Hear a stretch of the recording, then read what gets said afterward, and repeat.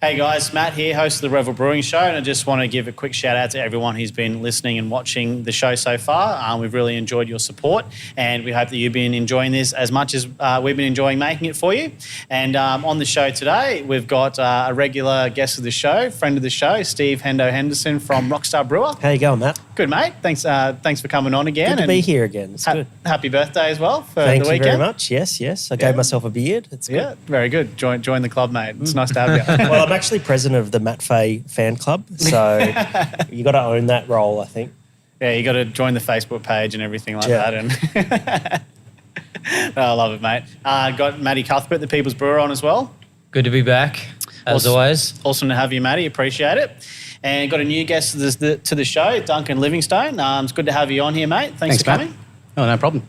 So, mate, why don't you give us a little bit of backstory about yourself and your involvement in the craft beer and hospitality industry and how you got to know these guys? Sure. Well, thanks for inviting me on the show. It's good to be here and taste some beers and talk about beers, which is what I like a lot. Who doesn't like beer? If you didn't like beer, I wouldn't be here. I know these fellas from a few trips, or we've done a trip with... they met me on when I was away with my missus in Germany, and I know Hendo from beforehand when we did a bit of a GOSA kind of tour. But my experience in the craft beer kind of scenario side of things is I've been in hospo for the best part of about 20 years or so,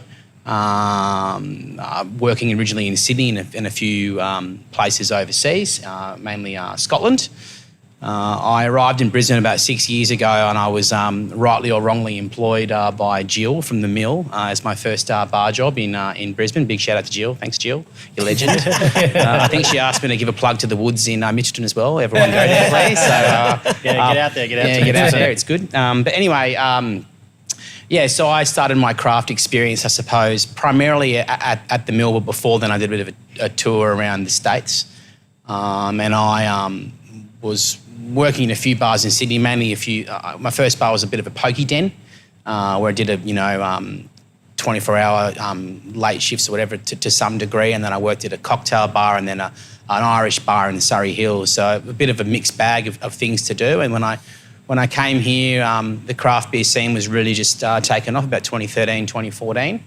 And as many people who are into the scene would be aware, as soon as you go into craft, your palate kind of changes a lot. And so I've come on a journey these last 6 years, which has been a bit of a fanboy of a lot of breweries and that kind of stuff recently, and people will see me around the traps.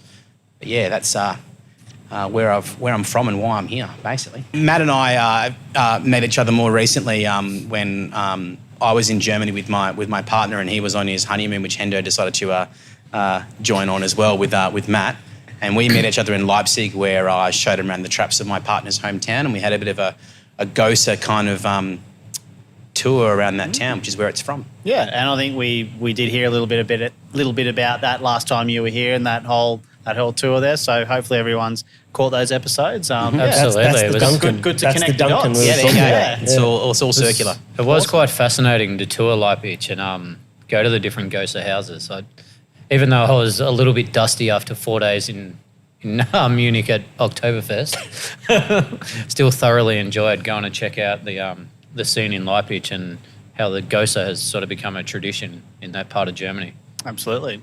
Well, Hendo, this segment or these forthcoming episodes are all about taste testing and talking everyone sort of through the beers. But what we're going to do before that is we're going to do some sensory tests and things like that so that people can understand actually what they're tasting in beers and whether it's, not as black and white. We actually know what we're tasting and why we're sensing that. That's right. So we'll do a little bit of sensory a bit later, but as far as a brewery goes, what's sort of a key part to a brewery's quality program is actually having a sensory evaluation aspect to it, where you sort of analyse how the beers look and smell and taste. And so the main objective around that is making sure that your beer is what we call true to brand. And so, Matty makes, let's say pale ale or summer ale or something like that. It's a beer that he makes very frequently.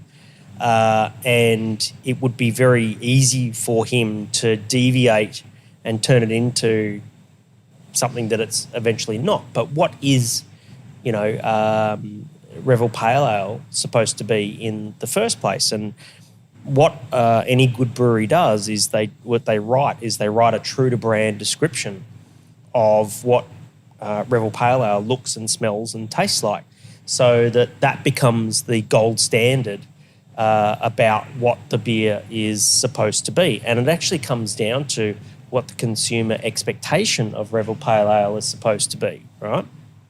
Because having a product that is consistent means, for a brewing business, it means repeat sales and consumer loyalty. And so the analogy that I like to use is Golden Circle Fruit Cup Cordial, right? So I'm a massive fan of Golden Circle Fruit Cup Cordial. And when I go buy Golden Circle Fruit Cup Cordial, I go to the supermarket, I go to the cordial aisle, and I reach for Golden Circle Fruit Cup Cordial. I don't even think about buying it. It's just I'm getting cordial. It's Golden Circle Fruit Cup Cordial. I don't look at the other brands or anything like that. I'm not looking at the price. I just buy it, right? Because I know it and I love it, because I can take it home and I put that much cordial in the bottom of a glass, a couple of cubes of ice, fill it up with water, and it looks the colour that I want it to look like. It smells the way that I want it to smell, and it tastes, with the right sweetness and that sort of thing, the way that I want it to taste, right?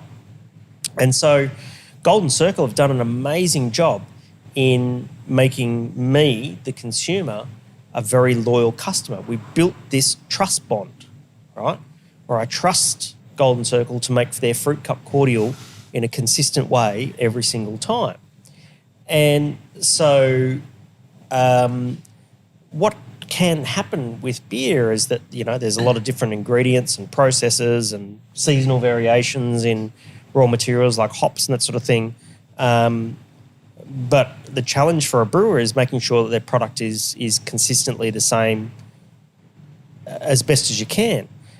So if I was to sort of strain that relationship that I had with Golden Circle and Golden Circle Fruit Cup Cordial, imagine if I went into the supermarket, marched straight to the cordial aisle, go to reach for the Golden Circle Fruit Cup Cordial, and the colour was a little bit paler than what I was used to. And I would stop and I would hesitate and I would go, you know what, it's okay. I love Golden Circle Fruit Cup Cordial. It's going to be fine. And I take it off the shelf. I still don't look at the other brands of cordial and that sort of thing. I take it home and I put my usual amount of cordial, a couple of cubes of ice, fill it up with water, and I look at it and the colour's a little bit paler than I'm used to, and I drink it and it's not quite as sweet as I'm used to and that sort of thing.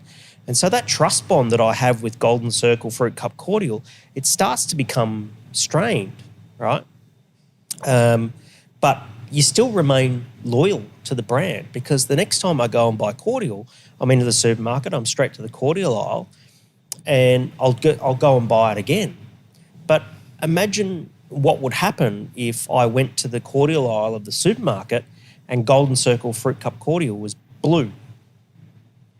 What would you do? If you were a big fan of Golden Circle Fruit Cup Cordial like I am, what would you do? Well, yeah, you might have tolerated it the first time when it was a bit different colour, but if it's blue, you're just like, well, this isn't what I've bought previously, and you probably would go and look for something else potentially. Yeah, exactly. Yeah. That's exactly what happens. So once you break that trust bond between consumer and the brand,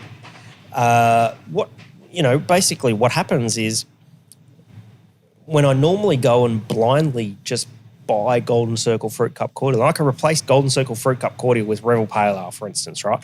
I go to the local BWS or whatever and I go and buy Revel Pale Ale. I don't even think about it because it always delivers a consistent outcome. But if they turn Golden Circle Fruit Cup Cordial blue, the first thing that you're going to do, if you're in my situation, or the first thing I would do was I'd start looking at other brands, right? And that's how you know that trust bond has been broken, and so you then start looking at other brands, and once you break that trust bond, it's actually really hard to earn it back. Yeah, like 100% agree. Like if you're sort of disconnected from the brand there, you're going to behave differently and look elsewhere. So, I'm pretty keen to get into this. And so what are we going to do to test our senses Yeah, in this so what we're going to experiment? do is we're going to get a Revel beer. So we're going to use Revel New World Lager today, and we're going to spike it with some flavour standard. So a flavour standard is a very highly concentrated chemical compound that replicates what some of the common faults and flavours that you get in beer. And so I'm not going to tell you which of these chemical compounds or the faults and flavours are in each of the beers, but we're going to have a few samples of the same beer, but what's going to happen is they're going to look and smell different with different characteristics, and we'll have a bit of a chat about that and go on a bit of a sensory journey. All right, sounds interesting and educational. So, let's have a go and have a crack. Yeah.